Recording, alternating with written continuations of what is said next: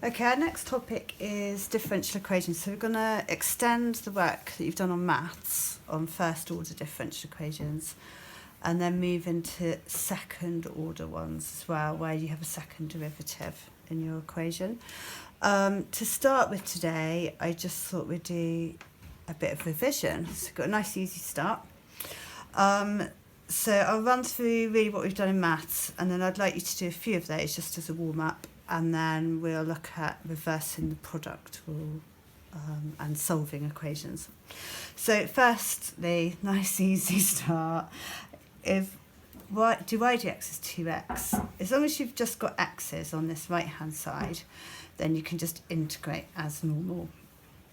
So y is equal to x squared plus c. You're actually integrating both sides with respect to x, if you think about it that way.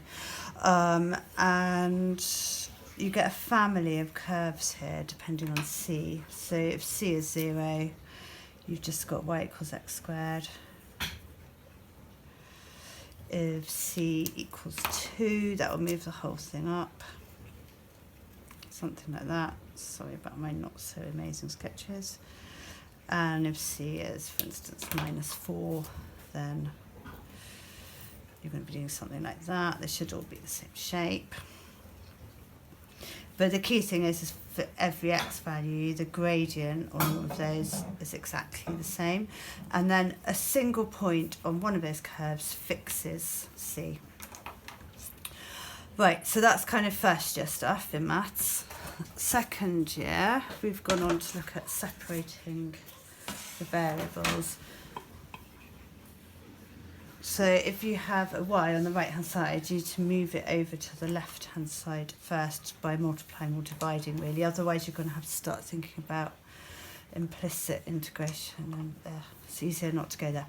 So times in by y, we've got y dy dx equals -x, and then I'm integrating both sides with respect to x.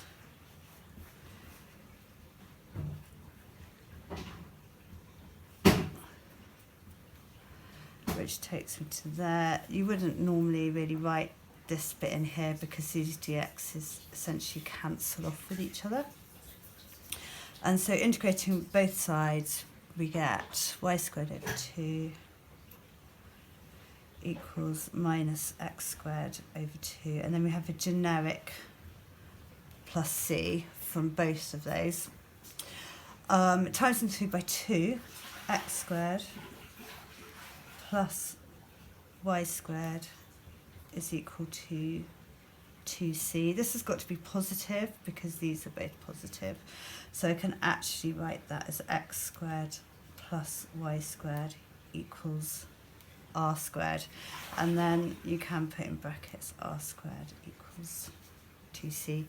So if you wanted to draw the family of curves that satisfy this differential equation, if r is 1, we've got a circle centred at the origin, radius 1. Sorry, my circles aren't going to come out that well like this. And then if r is equal to 3, then you've got a circle centred at the origin, radius 3, etc. So they create circles. R can't be negative. R squared can't be negative even. So yeah, that's that one. And then I'll do one more.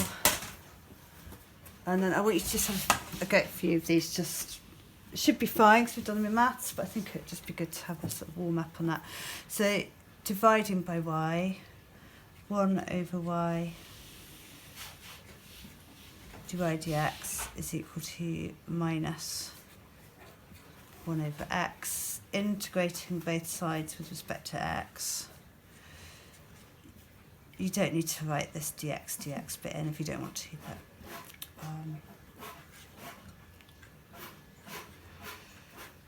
I just wanted to make sure you were really clear that that's why this is working. And then ln y is equal to minus ln x plus c. And then to get y on its own, you essentially need to do e to the power of both sides, which I think I'll take from here, and then I'll show you how else you could have done it. But really just make sure you realise that you're doing e to the power. In fact, I might even write it on this side. So you're doing e to the power of ln y equals e to the power of minus ln x plus c. E to the power of ln y is just y. And then if I bring up this minus and make it into a power, then we've got y equals e to the c times e to the power of ln x to the minus 1. And so these are now inverses of each other. And as soon as you have this e to the power c, we tend to write that with a capital A. So we get ax to the power minus 1. So as soon as you're in this position, where you've got e to the power ln, then they're inverse of each other, so they cancel each other out. So you should be happy with all of that. If you're not, let me know. So we've got y is equal to a over x, and then again we've got this family of curves. So we could have, get my axes straight, a equals 1, and then we've just got y equals 1 over x. This time a could be negative. And so that will give you y equals minus 1 over x,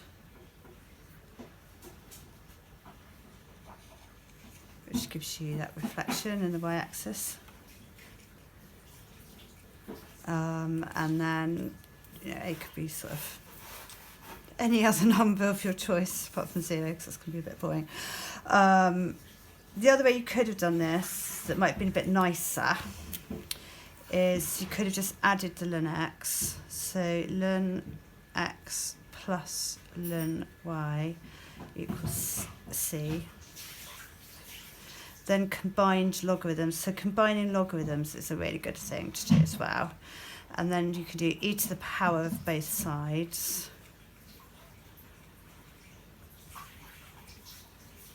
And e to the ln of xy is just xy. E to the power c we're writing as capital A. A is just a number. And then y equals a over x. So I think the algebra in a way is quite nice that way through, but I thought we should look at that way through as well. So do a few of those, and then we'll sort of move into the further maths stuff off the back of there.